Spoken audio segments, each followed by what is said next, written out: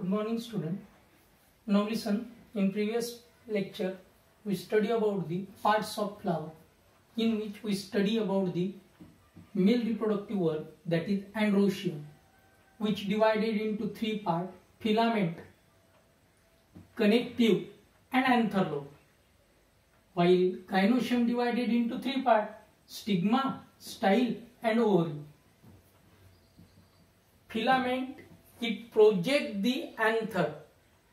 It projects the anther from the flower towards the outside.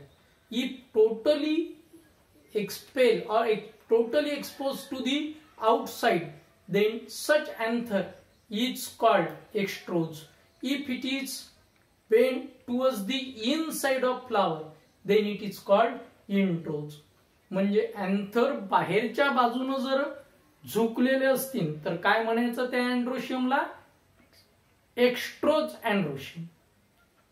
आणि जर आतमध्ये झुकलेले असतील तर काय म्हणायचं त्याला? Intros androecium. दुसरा पार्ट दिला कनेक्टिव्ह. कनेक्टिव्ह हा पार्ट काय करतो तर दोन अँथर लोबला बरोबर या अशा प्रकारचे अँथर लोब आहे तर मधात हा आरपार पार्ट असते. मी जेव्हा त्याचं क्रॉस सेक्शन काढून दाखवलं तेव्हा तुम्हाला जर आठवत असेल तर या चार गोळ्याच्या मधात इथं कनेक्टिव्ह काढून दाखवली होती, कारण हा इथं येतो असा वर. हा लक्षात तिथं टेकलेला असतो अशा टाईपचा. जर डायथिकस असेल तर, जर मोनोथिकस असेल तर मग काय, मग लोब दोनच असतात. म्हणजे एका लोब मध्ये असे दोन पाईप असतात, त्याला आपण पोलन सॅक अशा टाइपचं म्हटलं. पोलन सैक ऐसा नाम दिया जो अंदर दो रहते हैं. इसके बाद गायनोशियम के पार्ट स्टिग्मा, स्टाइल, ओरी, ये आपको ऑलरेडी बता चुका हूं. Ovary is the lower swollen part. Stigma is the landing place for pollen grain, while style is a hollow tube which connect the stigma to the ovary. ध्यान में रखना. अब जो एंथर लोब है इसके अंदर आपको पिछले पीरियड में एक्सप्लेन किया था, एक ऐसा एंथर लोब है तो इसके अंदर ऐसे चार गोले निकाल के बताए थे. इन चार गोलों का नाम मैंने पोलन सैक या माइक्रोस्पोरेंजिया बताया था. पोलन सैक या माइक्रोस्पोरेंजिया.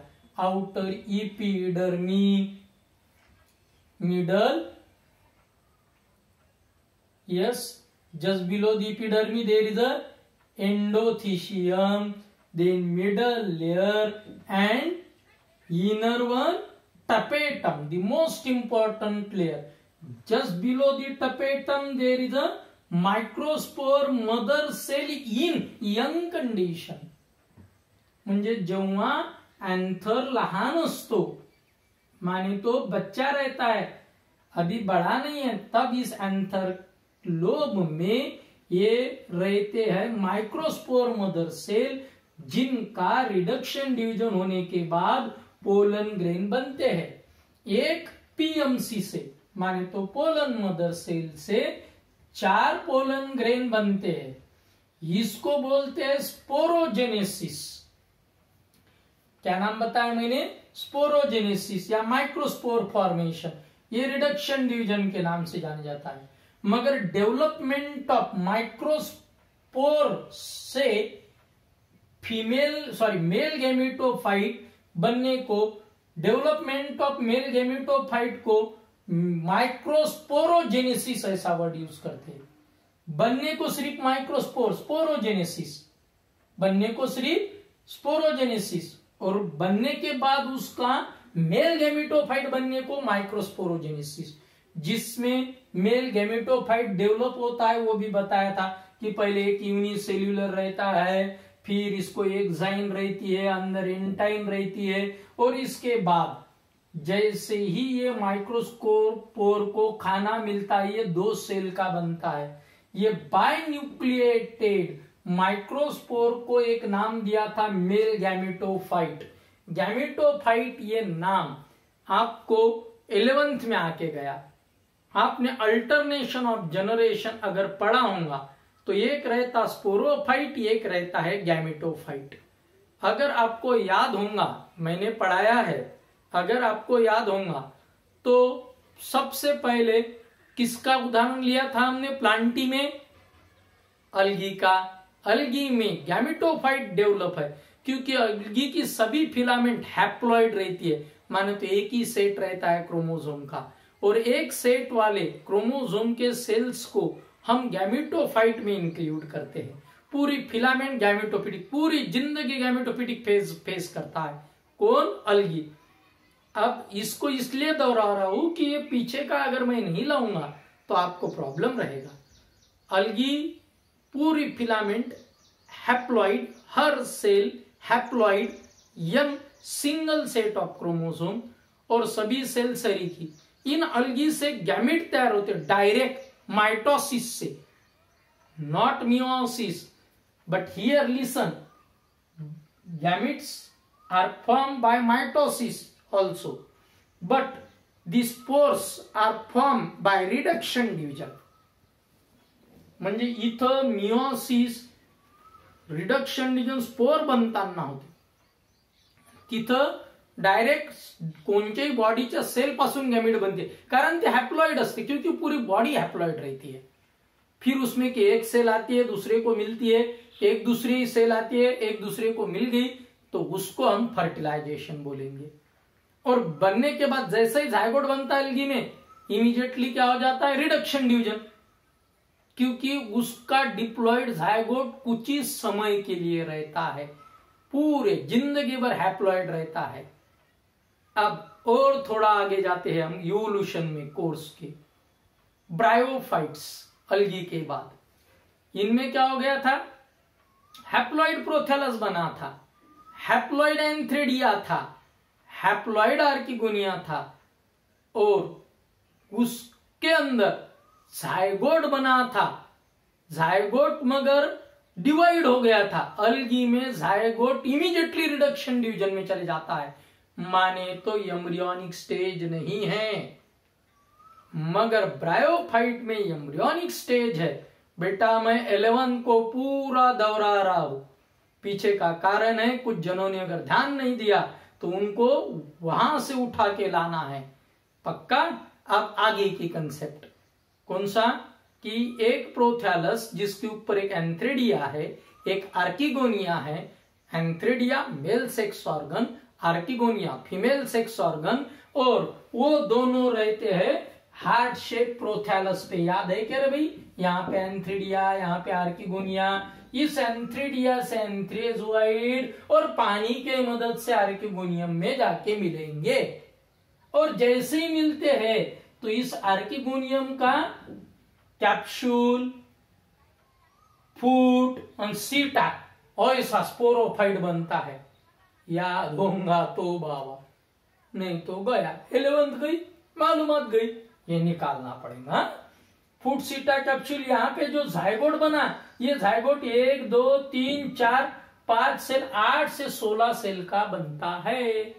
मगर जायगोट माइटोसिस से मल्टीप्लाई हो रहा है और एम्ब्रियोनिक स्टेज बन रही, और उसमें का फिर ये 8 सेल के 64 बनेंगे, 8 4 जा, क्योंकि अगर 8 स्पोर है अंदर तो, और अगर 8 4 जा 64, क्या होगा?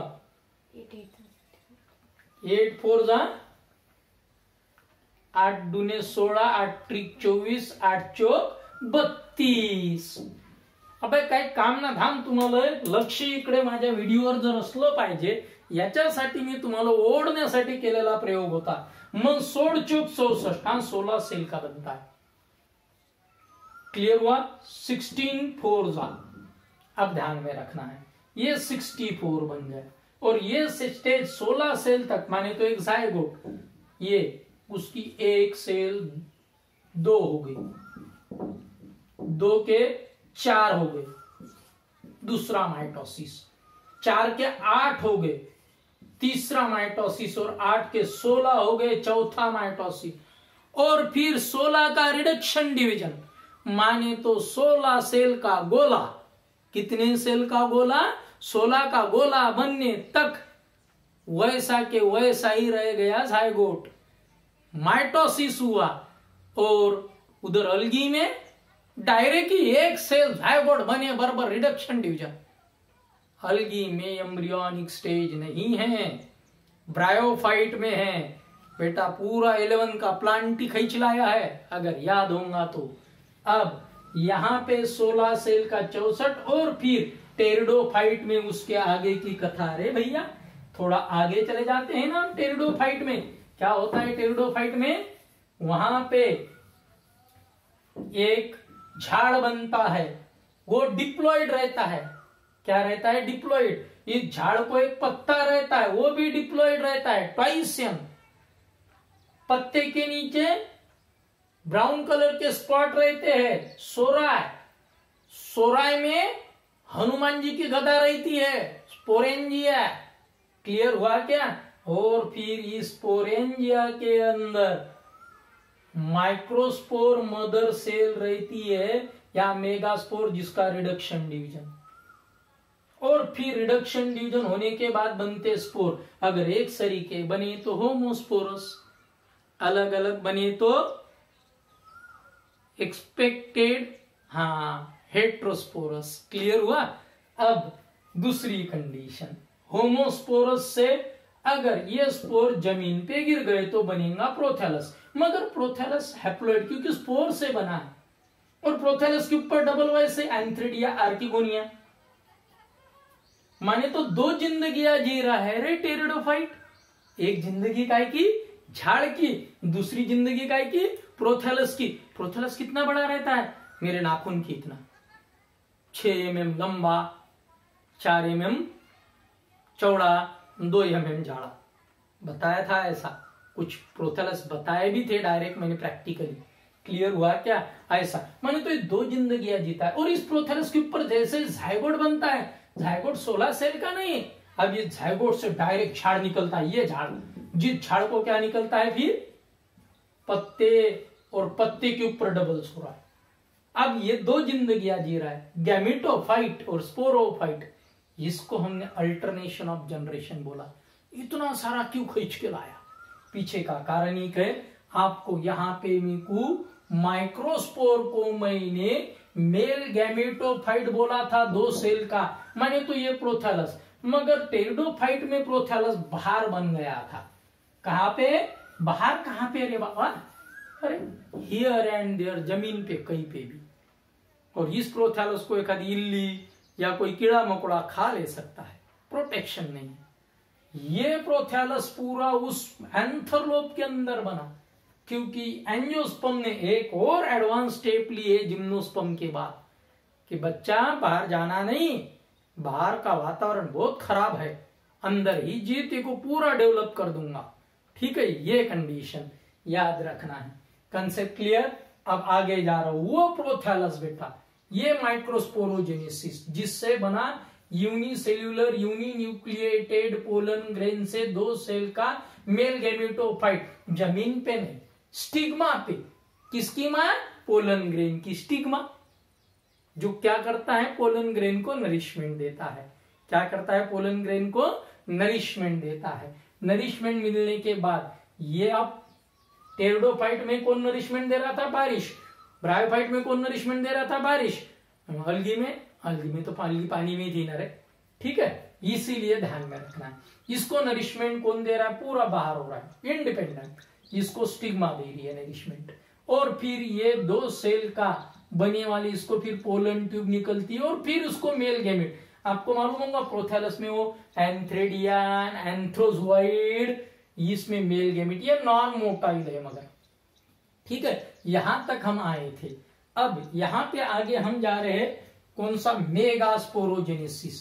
कहां के तरफ भाग रहे हैं भाई, मेगास्पोरोजेनेसिस के तरफ। मेगास्पोरोजेनेसिस क्या है, ये गाइनोशियम में स्टाइल, स्टिग्मा, ओरी, ओरी के अंदर छोटे छोटे से ओहुल्स थे।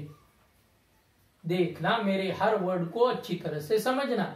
ओरी गाइनोशियम का पार्ट, गाइनोशियम फ्लावर का पार्ट, फीमेल रिप्रोडक्टिव व्हर्ल किसका नाम दिया मैंने? गाइनोशियम का। मेल रिप्रोडक्टिव व्हर्ल एंड्रोशियम का। एंड्रोशियम गाइनोशियम इसेंशियल व्हर्ल बोला, और नॉन इसेंशियल इसेंशियल व्हर्ल से बना फ्लावर। चलो आगे। अब गाइनोशियम में छोटे छोटे जब इमेच्योर रहता है तो रहते हैं ओहुल, यही ओहुल आगे जाके सीड बनते हैं, ध्यान में रखना।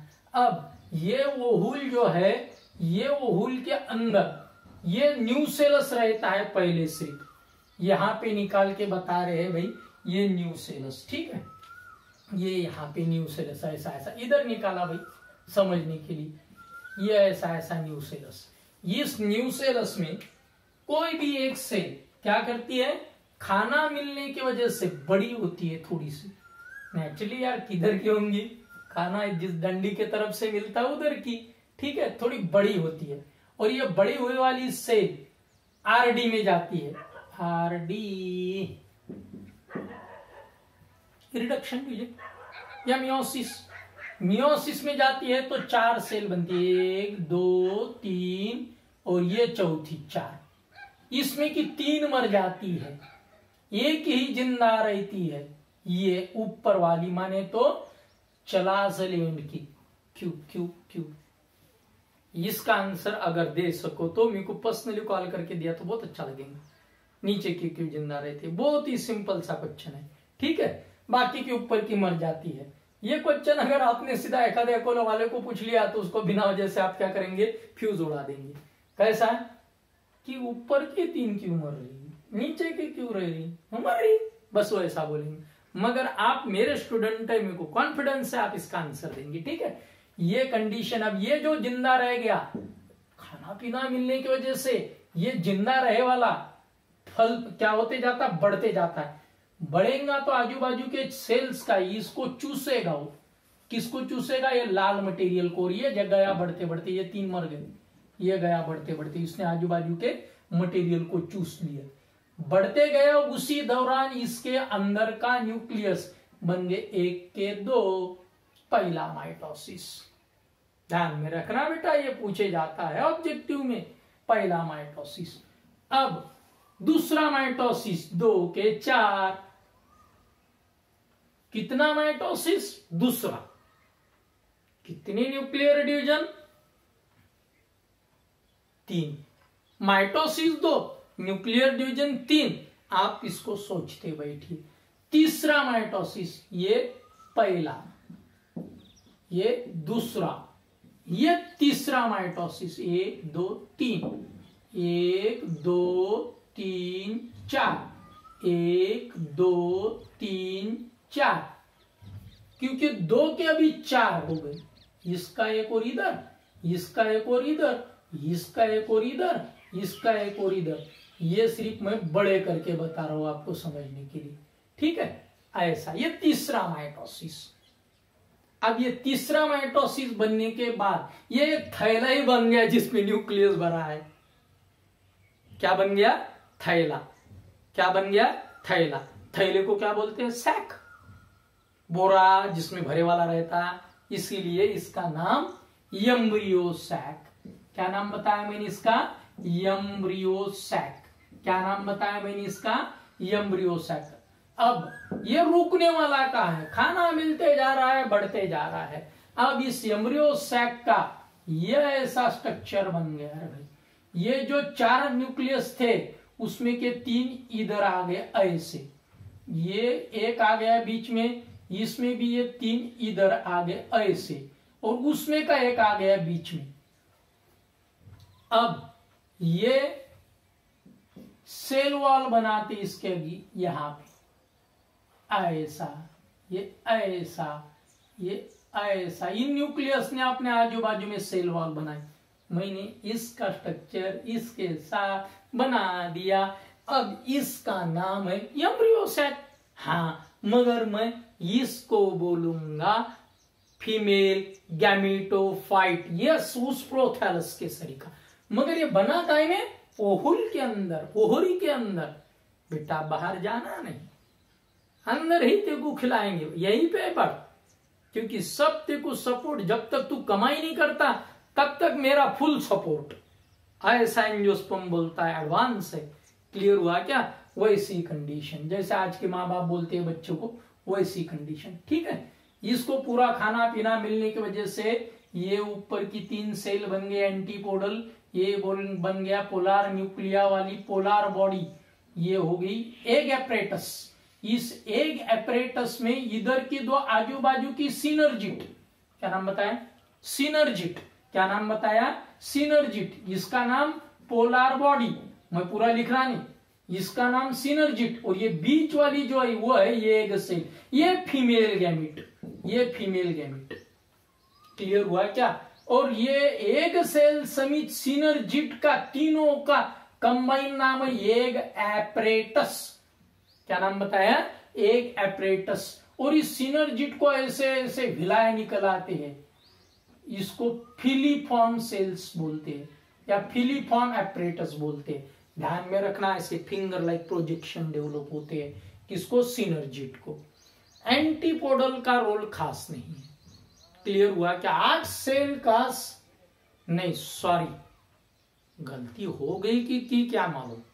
ठीक है, 8 न्यूक्लियस का 7 सेल स्ट्रक्चर का नाम है फीमेल गैमेटोफाइट। अब एक स्टेटमेंट कर रहा हूं, every female gametophyte is a embryo sac, but every embryo sac is not female gametophyte. एवढासा प्रश्न अकोल्यातले लेकरं जोड कोट्यातले गेल्या तर पहिले त्याचा फ्यूज उडते, देतील कोट्यातली उत्तर देतील ना गॅरंटी. पण ये पहले तो तुमने है फुलिश केसरी का क्वेश्चन है तो फिर बोलना फुलिश तू, क्योंकि हर बच्चा आदमी बनता है, हर आदमी को बच्चा बनेगा जान लो, उल्टा नहीं आना है ना रे, इसीलिए तो मैंने बोला है. ठीक है, बाकी के एग्जाम्पल नहीं देते बेटा. एम्ब्रियो सैक की डेवलपमेंट को ही क्या बोलते हैं? मेगा. मेघा नाही, हे कोण्या पोरीचं नाव नाही, मेगा स्पोरोजेनेसिस. स्पोरोजेनेसिस, स्पोरोजेनेसिस याद रखेंगे.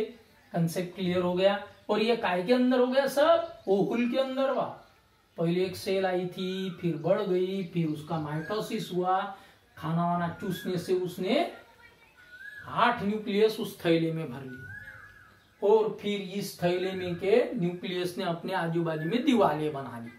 दीवाले बनाने के बाद दीवाले भीति बनवल्या, सेल वॉल कंस्ट्रक्ट कर दी.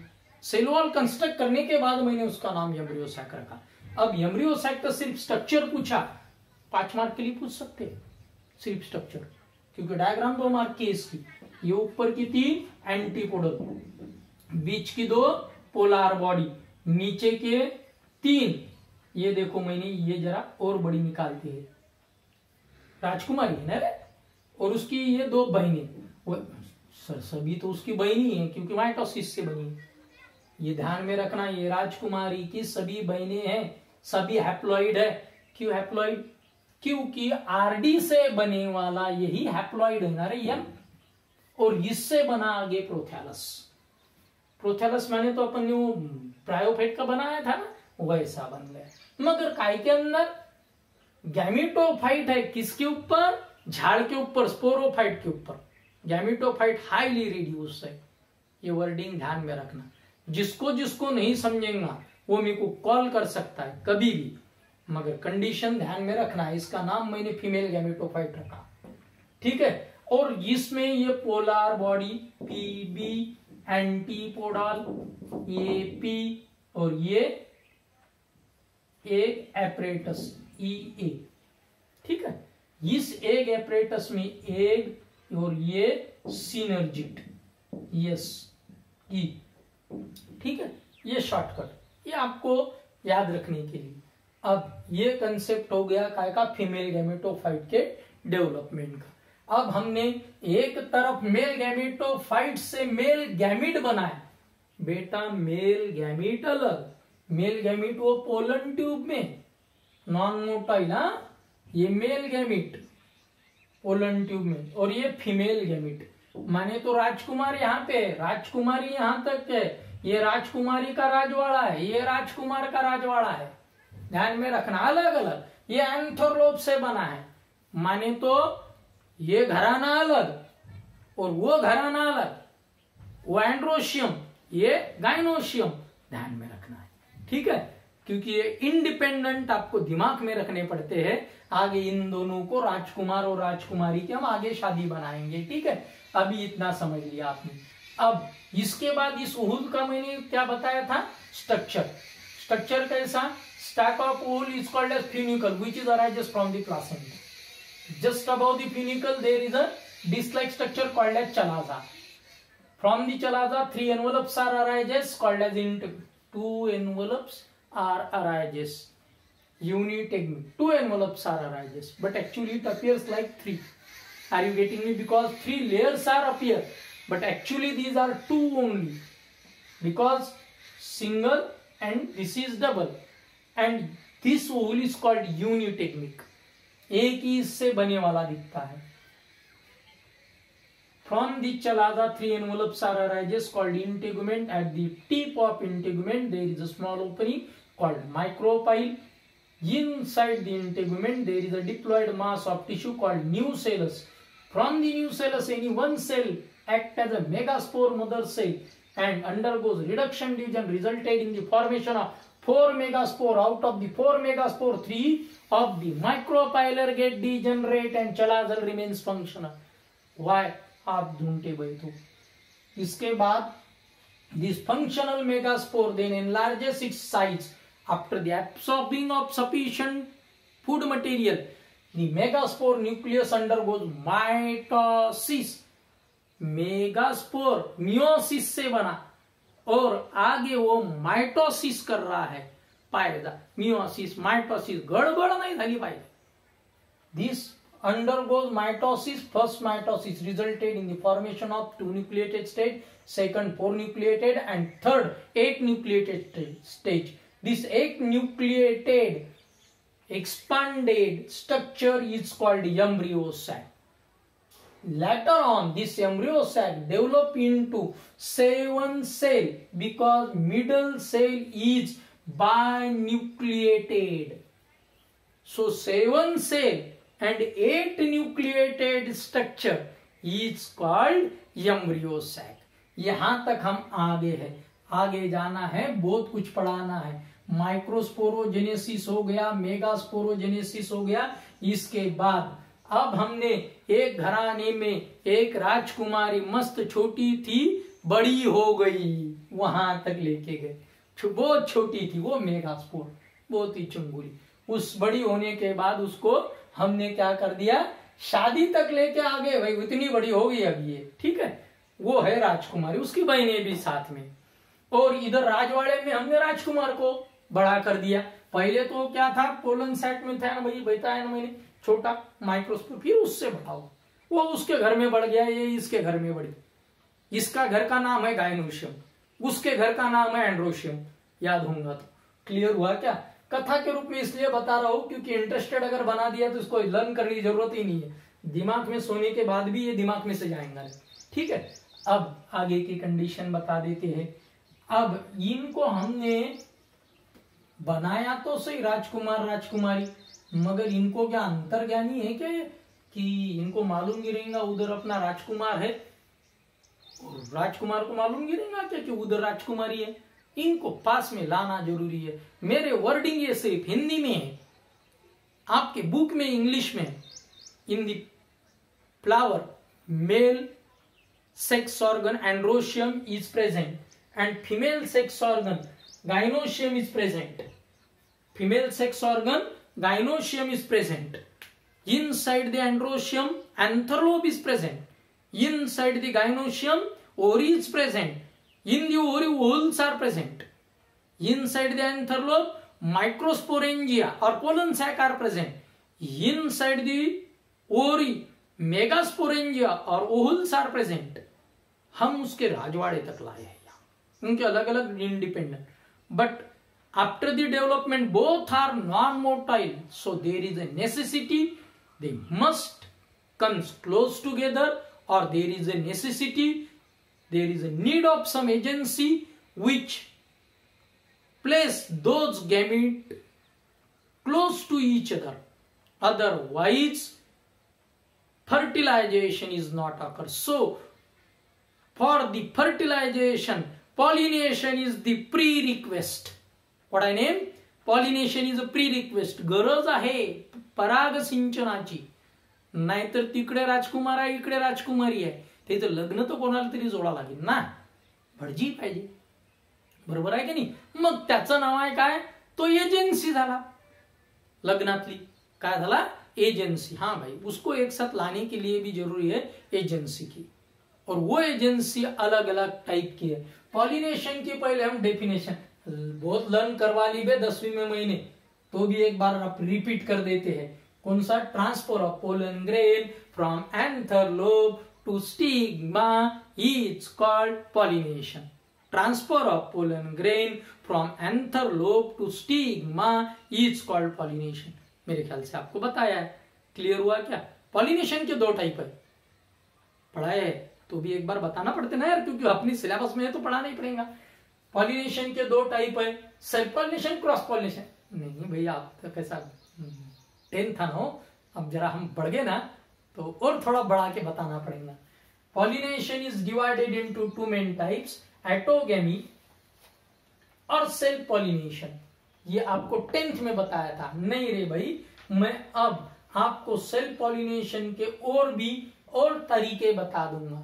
क्लियर हुआ क्या? और एलोगेमी, क्रॉस पॉलिनेशन. नहीं रे भाई, मैं अब थोड़ा इसको इलॉबरेट करूंगा, इसको थोड़ा क्लासिफाई करूंगा. ठीक है? अब पहले हम ट्रांसफर ऑफ पोलन ग्रेन, मेरे तरफ ध्यान देना है. Transfer of pollen grain from anther lobe to the stigma of same flower, the same plant of the same species. ये बोलने की जरूरत नहीं. In the same flower, then it is called self pollination. Then it is called self pollination, or in other word it is autogamy. Many times autogamy will be used as a synonym of self pollination, but self pollination is elaborated term. It included autogamy and geitonogamy और जियोटियोगेमी. मेरे को pronunciation नहीं आता, वो आपके लिए रख दिया. ठीक है? जियोटिनोगेमी और जियोटियोगेमी, जो करना है वो करो. ठीक है? ये occur in a same plant, in same flower, then it is autogamy. But if occur in a different flower of the same plant, फूल अलग अलग एक ही झाड़ के, ये भी तो सेल्फ पॉलिनेशन हो गए, मगर फूल अलग अलग है, तब इसका नाम जियोटिनोगेमी. एग्जाम्पल मेज. और एटोगेमी माने तो सेल्फ पॉलिनेशन का एग्जाम्पल हम दे सकते हैं सोलैनम. कौन सा? सोलैनम, झांतोकार्पम, बैंगन. याद रहे तो बहुत अच्छी बात है. ठीक है? अब ये याद रखने हैं क्योंकि उसमें एग्जाम्पल आपको दिए है किताब में. मेरे को बहुत इजी लगते हैं क्योंकि मेरे लिए बहुत बार हो गया ये चैप्टर, इसलिए, मगर आपको हार्ड लगेंगे. सोलैनम ये सेल्फ पॉलिनेशन वाला, और जियोटिनोगेमी जीमेज को ऊपर क्या लागते ते मक्याच्या झाडावर तुर्रे लागतात का नाही, ते नर फुलाचे. मक्के के झाड़ को ऊपर तुर्रे लगते ना, नर फूल के. और जो भुट्टा रहता है कनुस मंदातलं, वो एक्चुअली क्या है? फीमेल फ्लावर का है, पूरा गुच्छा है. और फीमेल फ्लावर जो बाहर निकलते ना उस भुट्टे में से, त्या कणसातून असे दाढी सारखे निघतात ना बाहेर, त्या स्टाईल स्टिग्मा आहे, ज्या पोलन ग्रेनले पकडासाठी गेला. वरून पोलन ग्रेन पडतात आणि खालच्या त्याच्यात ती स्टिग्मा. झाड तर एकच आहे, म्हणजे तेही सेल्फ पॉलिनेशन आहे, पण फ्लावर डिफरंट आहे म्हणून त्याचं नाव जियोटिनोगेमी. क्लियर झालं का? अब एलोगेमी या क्रॉस पॉलिनेशन, वैसे तो ये सिनोनिमली यूज करते हैं. क्लियर हुआ क्या? Different flower of different plant. अब different flower of the same plant बोला कि गड़बड़ होगी, यहां पे गड़बड़ नहीं. Different flower of the same plant बोला कि जियोटिनोगेमी, मगर मैं वर्ड क्या यूज कर रहा हूं? Different flower of different plant. Different flower of different plant of the same species, एक ही जाति के झाड़ में. सर दूसरे के झाड़ का तो पोलन ग्रेन लेंगा ही नहीं ना झाड़, ऐसा तो होगा नहीं ना मिर्च के जाके आम के ऊपर गिर गए, आम को मिर्चा लग गई, नहीं ना भाई।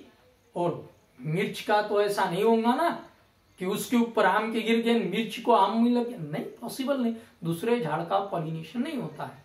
क्लियर हुआ क्या? अब आगे बताएंगे होता है, and that is called hybridisation. Same species एक ही जाति में होना तो नाम है क्रॉस पॉलिनेशन या allogamy. If different species, different flower, different plant, different species, then it is hybridization.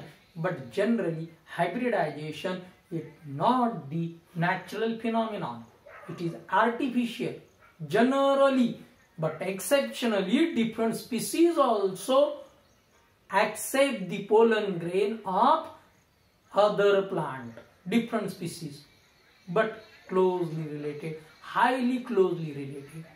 अब भी थोड़े से अलग हो गए, जैसे गधे का और घोड़े का क्रॉस होता है, हाँ, खेचर पैदा होते, लक्षात ठेव जा.